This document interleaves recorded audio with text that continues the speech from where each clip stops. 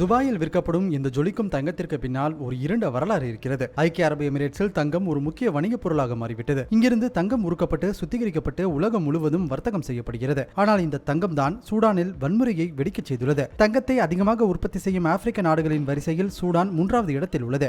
இதனால் அந்த வளத்தை கைப்பற்ற சூடானில் 2 ஆண்டுகளுக்கு மேலாக போர் நடந்து வருகிறது. குறிப்பாக சூடான் ராணுவம் மற்றும் போராளி குழுக்களுக்கு இடையே போட்டி நிலவுகிறது. இரு தரப்பினரும் ஆயுதங்களுக்காக தங்கள் கட்டுப்பாட்டில் உள்ள இடங்களில் இருந்து தங்கத்தை பிற நாடுகளுக்கு வர்த்தகம் செய்கின்றன. குறிப்பாக சூடான் அரசின் துணை ராணுவ படையான RSF எனும் விரைவு ஆதரவு படைக்கு ஐக்கிய அரபு எமிரேட்ஸ் மறைமுகமாக ஆயுதங்கள் வழங்கி தங்கத்தை பெற்றுக் கொள்வதாக குற்றச்சாட்டு முன்வைக்கப்படுகிறது. ஆனால் போருக்கும் தங்களுக்கும் எந்த தொடர்பும் இல்லை என ஐக்கிய அரபு எமிரேட்ஸ் கூறுகிறது. ஐக்கிய அரபு எமிரேட்ஸின் இந்த ஆதரவு வெறும் தங்கத்துக்கு தானா? கண்டிப்பாக இல்லை. இதில் வேறு ஒரு காரணமும் இருக்கிறது. சர்வதேச அளவில் சக்தி வாய்ந்த நாடாக உருவெடுக்க முயன்று வருகிறது ஐக்கிய அரபு எமிரேட்ஸ். இதனால் உலகளவில் மிகப்பெரிய வர்த்தகத்தை கொண்டிருக்கும் தங்கத்தின் மீது ஆதிக்கம் செலுத்துவதில் அதிக கவனம் செலுத்துகிறது.